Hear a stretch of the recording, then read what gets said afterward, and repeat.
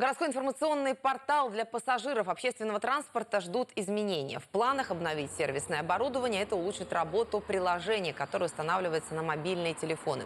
Сервис пользуется большой популярностью, особенно некоторые его опции, например, онлайн-маршрут. С помощью этой функции можно выявить, где находится автобус и когда он приедет на ту или иную остановку. И еще один популярный сервис – будильник. Пассажиры прямо по телефону получают оповещение о прибытии маршрута, которое сопровождается вибросигналом. Система информирования работает с 2012 года. В ближайшее время ее обновят. А на пассажирский транспорт планируют установить специальные радиометки. На телефоне пассажир, когда будет смотреть, при радиуса действия попадания этого,